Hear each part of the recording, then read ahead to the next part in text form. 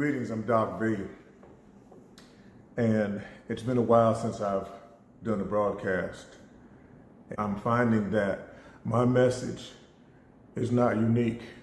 There are many people out here that are talking about history, American history, Black history, Bible history, and again, my story is not unique. Slavery. The history books talk about slavery and they just scratch the surface.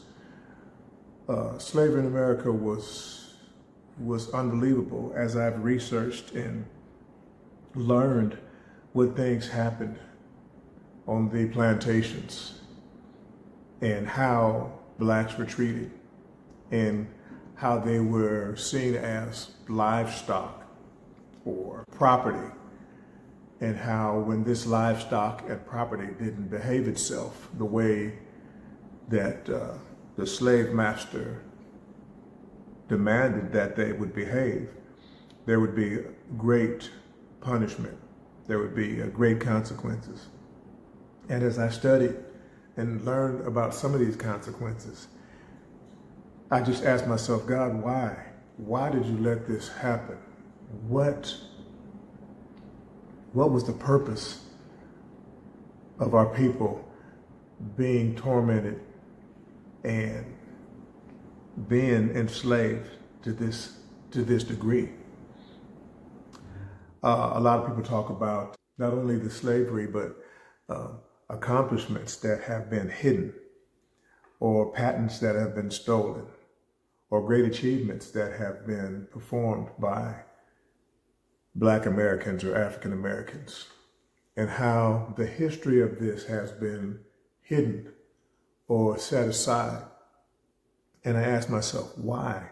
Why is this? And then there are the times that were not revealed through proper history, where Black communities were able to thrive and build up their selves financially. They became independent. They were able to put together communities where there were transportation systems, carpentry, doctors, lawyers. The community was just thriving. And because this seemed like a threat, it was destroyed. Matter of fact, after slavery, more Blacks were killed after slavery than during slavery. During slavery, when a slave decided that they did not want to comply or do what they needed to do, they were made an example. Several things were done. They were tortured, or their limbs were tied to two horses, and then they smacked the horses and they pulled the slave man apart while the other slaves were forced to watch this. And then they say, well, get back to work. And if you see your comrades get the body torn in two by horses, and they say, get back to work, most likely you're going to get back to work. And I asked myself, why? Why did this happen? Anyway, years went by, slavery ended. 100 years later, Blacks began to build and create their own lives. And it was deemed as a threat, and it was destroyed. They tried to rebuild it, and it was destroyed again. They tried it in Florida, tried it in New York, they tried it in California, they tried it in Oklahoma, and steadily destroyed. We become modernized and things become different, so it was no longer legal to lynch and hang and destroy Black people, so they had to do it a different way. It had to be done a different way, through voting rights, through intimidation. Why? I asked myself, why? God, why? Why did this happen? Even our history, if you study history, you will learn that many or most of the major players or most of the major characters in the Old Testament were of African descent. Now, I'm not going to use this platform to get into detail, but if you dare research and research the history books and research the land masses and research the scripture, you will learn that most of the main characters of the Bible were of African descent. What do you mean African descent? Black people. And I wonder, why was this hidden? Why was this blocked? I've learned that the Bible, the scriptures that were gathered and found, that were formed to create the Bible, there were 88 books, and there's only 66 books in the Bible. So 66 minus 88, there's 22 books that were put aside. Why is that? It makes me wonder if what I was taught was really divine inspiration, or was it manipulation?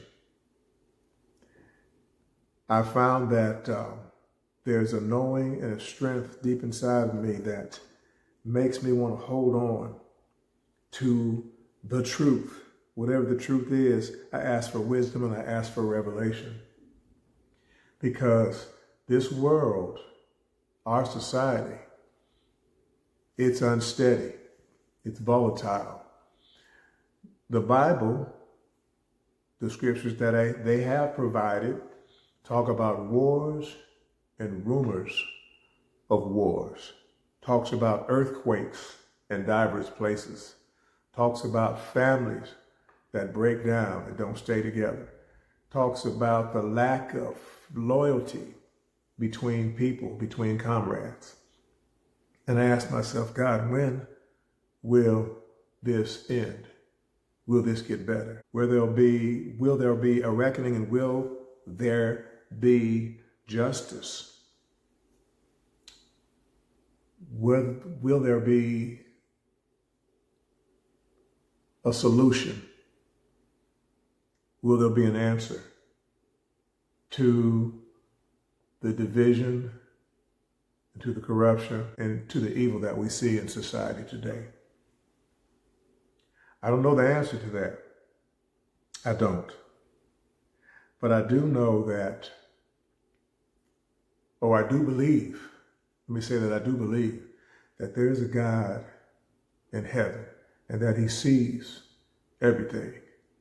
He sees all things and that he's in control. And I believe that all people have to give an account to their deeds in this life and in the life afterwards. I don't have any deep answers or deep revelations for you today. I'm happy to say that I believe that God is still in control. And I believe that there's going to be an answer. There's going to be a revelation. There's going to be a happening that is going to liberate those that have been in bondage. There's going to be a freedom or freeing of captives. And there's going to be an establishment of a new movement that is going to be God-centered. I believe that my goal or my duty or my responsibilities are not unique. I believe that God has people put in place to be the salt of the earth, to be an influence, to be an example. Sometimes your example is just your life, how you live, the stance that you make, and not the sermon that you preach. That's about all I have right now. There are certain details, there's certain things that I've learned that have shocked me. There's certain things that have happened in our history, not only ancient history, but American history, that's shocking. What happened to the Indians, what discoveries or accomplishments that were made by Black Americans or African Americans that were covered and pushed down and torn up and thrown aside to maintain this level or this feeling or realization of supremacy that is still so coveted that I wonder, God, what is your answer to this? What's going to happen? What are you going to do? I don't know the answer. But I do know that, and I do believe with all of my heart that God is in heaven and he is in control and he sees and he is at work with this situation. So be encouraged, my brothers. Be encouraged, my sister. Realize that the decisions that you make in this life, how you treat others, how you carry yourself, your integrity, your trust in God, it is not for naught. It's for a reason. And I believe that you're going to make it. I know you can make it. I know you can take it. No matter the load,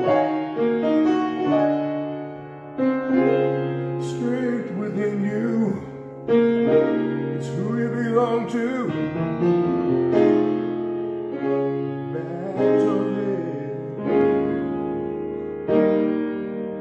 The battle is the Lord's.